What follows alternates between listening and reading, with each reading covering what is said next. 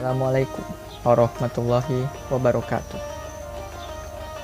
Innal hamdalillah nahmaduhu wa nasta'inuhu wa nastaghfiruh wa na'udzubillahi min syururi anfusina wa sayyiati a'malina may yahdihillahu famayudhillalah wa may yudlil fala hadiyalah. Asyhadu an la ilaha illallah wahdahu la syarikalah wa asyhadu anna Muhammad abduhu wa rasuluh, amma ba'du.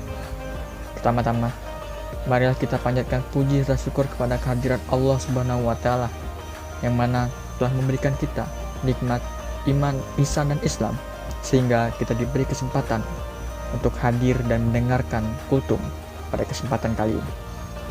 Kedua kalinya, salawat serta salam kita tuturkan kepada junjungan kita Nabi besar Muhammad Sallallahu Alaihi Wasallam yang mana telah membawa kita dari zaman kegelapan, zaman jahiliyah menuju zaman yang terang benderang. Amin amin ya robbal alamin. Pada kesempatan kali ini saya akan membawakan kultum yang berjudul Mengenal Diri Sendiri. Abu Hamid Muhammad bin Muhammad Al-Ghazali dalam kitabnya Kimia Us-Sa'adah mengatakan bahwa mengenal diri adalah kunci untuk mengenal Allah. Logikanya sederhana. Diri sendiri adalah hal yang paling dekat dengan kita. Bila kita tidak mengenal diri sendiri, lantas bagaimana mungkin kita bisa mengenali Allah? Imam Al-Ghazali juga mengutip dalam hadis Rasulullah yang artinya, siapa yang mengenal dirinya, ia mengenal Tuhan.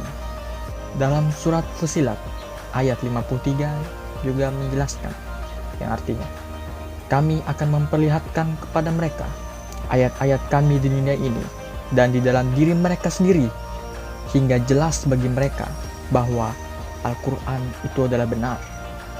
Tentu saja yang dimaksudkan Imam Al-Ghazali ini lebih dari sekedar pengenalan diri secara lahiriah.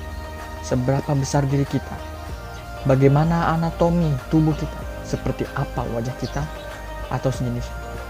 Bukan pada atribut-atribut yang sedang kita sandang seperti jabatan, status sosial, tingkat ekonomi, prestasi, dan lain-lain.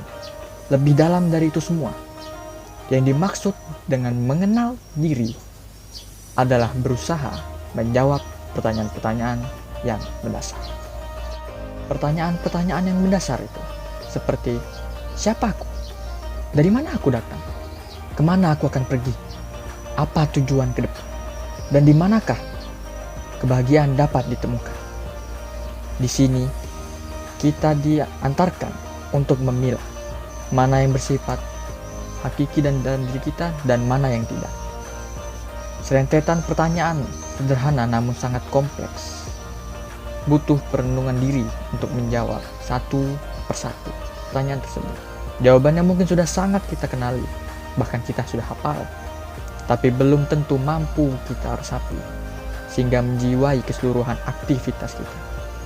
Untuk mengenali diri kita sendiri, Imam Al-Ghazali mengawali penjelasan dengan menyebutkan bahwa dalam diri manusia ada 3 jenis sifat. Yang pertama, sifatul bahar, yang artinya sifat-sifat binatang. Yang kedua, sifatul syayatin, yang artinya sifat setan.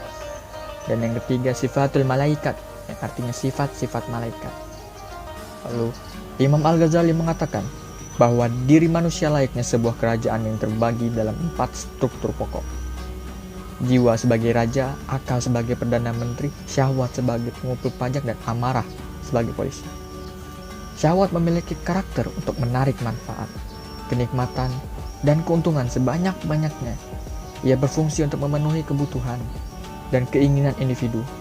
Sementara amarah berfungsi melindungi diri berbagai ancaman atau mudarat. Karenanya, ia identik dengan karakter yang berani, cenderung kasar dan keras. Keduanya penting untuk kehidupan manusia. Dengan syahwat manusia tahu akan kebutuhan makan, misalnya dengan amarah yang mengerti akan perlunya membela diri kita ketika serangan mengancam. Namun syahwat dan amarah harus didudukkan di bawah kendali akal dan tentu saja di bawah raja. Semoga kita termasuk orang-orang yang lebih banyak belajar mengendali diri sendiri ketimbang menilai orang lain untuk menggapai kebahagiaan hakiki. Dan itu saja kutum saya. Pada kesempatan kali ini saya akhiri. Fastabiqul khairat. Assalamualaikum warahmatullahi wabarakatuh.